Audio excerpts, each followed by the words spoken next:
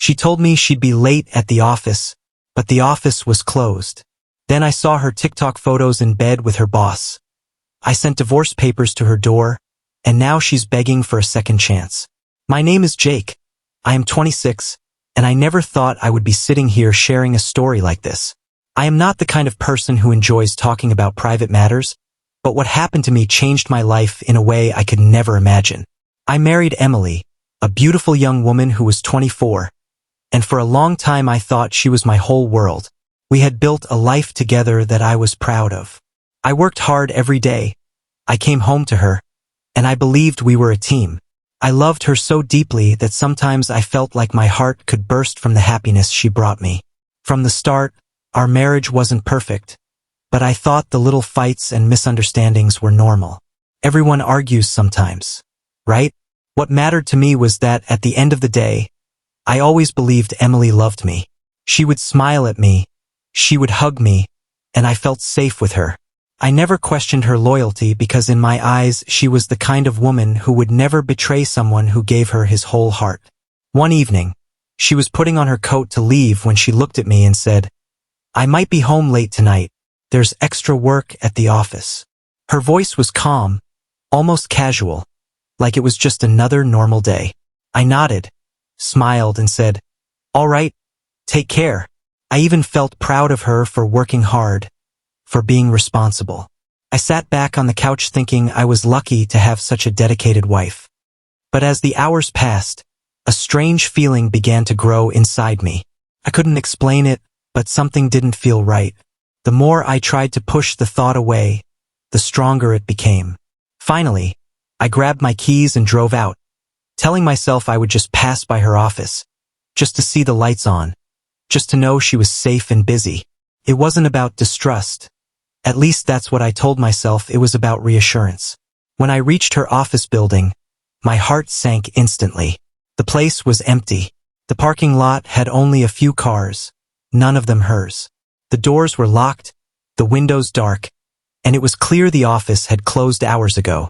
I sat in my car, staring at the silent building, my mind spinning. Emily had lied to me. She had looked me straight in the eye and lied about where she was going. I tried to tell myself there could be a reason. Maybe she went somewhere else. Maybe she stopped to visit a friend. I wanted to believe anything other than the terrible possibility my heart was whispering. To distract myself, I opened TikTok on my phone, and that's when my entire world shattered. On my screen appeared Emily's profile, and there were freshly uploaded photos. My blood turned cold as I looked closer. Emily was lying on a bed, smiling and laughing. But she was not alone. She was wrapped in the arms of her boss, a man I had always trusted when she spoke about work. In the photos, they looked comfortable, relaxed, like this was not the first time they had done something like this. My hands shook, my chest felt heavy, and I could barely breathe. In that single moment, the woman I loved, the woman I promised my life to, became a stranger. My wife was lying to me, cheating on me, and broadcasting her betrayal for the world to see. I felt rage, sadness, humiliation, and emptiness all at once. I drove home without even thinking. My eyes were clouded with tears, but my mind was suddenly clear. I couldn't confront her with yelling. I couldn't beg for answers that she would twist into more lies. I realized that if I truly respected myself, I had to take action. I called my lawyer that night.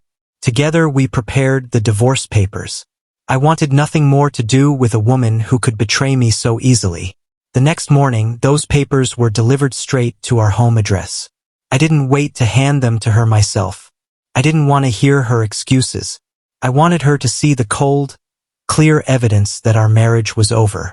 When she opened the envelope, I imagined she was shocked, because that's when my phone started buzzing with calls and messages. She begged for me to talk. She begged for another chance. She said it was a mistake. She said she still loved me. But I knew better. Love doesn't look like that. Love doesn't mean lying about work and sharing a bed with your boss while your husband waits at home. Love doesn't mean breaking the trust of the person who gave you everything.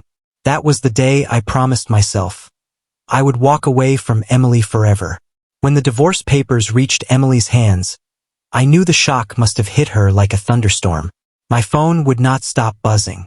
At first it was just a few calls, but soon it turned into a flood of messages. She wrote things like, "Jake, please, it's not what you think," and "Can we talk before you make any decisions?" Her words filled my screen, but none of them could erase the images that were already burned into my memory. I could still see her lying on that bed, laughing with her boss like our marriage had never meant anything. I did not answer any of her calls that day. Instead, I sat alone in my apartment and let the silence surround me. My mind went back to the years we had spent together. The dates, the laughter, the dreams we shared. I remembered the day I proposed to her, the way she cried and said yes, the way I felt like the luckiest man alive. How could the same woman, who once promised to love me forever, turn around and destroy everything we had built? That question echoed in my head, but deep down, I knew the answer did not matter anymore. What mattered was that she had already shown me who she truly was. Later that evening, Emily finally came to the apartment. She knocked on the door, her voice soft and shaky, calling my name over and over again. Against my better judgment, I opened it, and there she was, her eyes red from crying, her hands trembling, her face full of desperation. She tried to reach out for me, but I stepped back. She whispered, "Jake, please, just listen to me. I made a mistake. I don't know what I was thinking. I still love you. Please don't do this." Hearing her say those words almost tore me apart, because a part of me still wanted to believe in the woman I once knew. But I could not let that weakness control me. I looked at her and said calmly, "Emily, what you did was not a mistake. A mistake is forgetting to buy milk or missing an appointment. What you did was a choice. You looked at me, lied to my face, and then chose to be with someone else. That is not something I can forgive." She fell to her knees, tears streaming down her face, begging me not to leave her. She promised she would change, promised she would cut all contact with her boss, promised that she would do anything to earn back my trust. But as I stood there watching her, I realized something important. The man I was before would have tried to save her, tried to fix the marriage no matter what it cost him.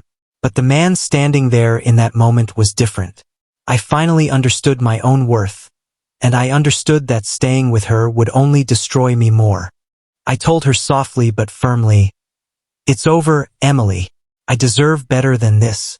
I gave you my whole heart, and you gave it away to someone else. I won't live my life questioning where you are or who you're with. I won't spend my nights wondering if you're telling me the truth or another lie. You made your choice, and now I'm making mine." She sobbed harder, trying to hold onto my arm, but I pulled away. I felt a strange kind of peace wash over me. For the first time since I saw those pictures, I felt in control of my life again. It hurt, of course it hurt. My chest felt heavy, my eyes burned, but at the same time, I knew I was walking toward freedom. In the days that followed, Emily continued to beg. She sent long messages. She showed up at my work. She even tried to get friends and family to talk to me on her behalf. But no matter what she did, I did not go back. I knew that if I let her back into my life, the wound would only grow deeper. And slowly, as the days turned into weeks, her messages became less frequent. Her calls stopped, and she began to fade from my life completely. Looking back now, I realize that sometimes the hardest thing to do is walk away from someone you love, but it is also the most powerful thing. Emily showed me that trust can be broken in a single moment, and once it's gone, the relationship can never truly be the same again.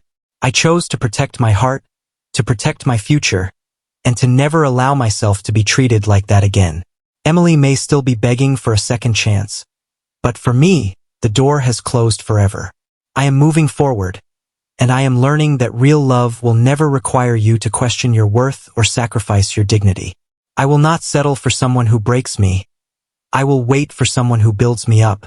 And that is why when I signed those papers, I was not just ending a marriage. I was starting a new life,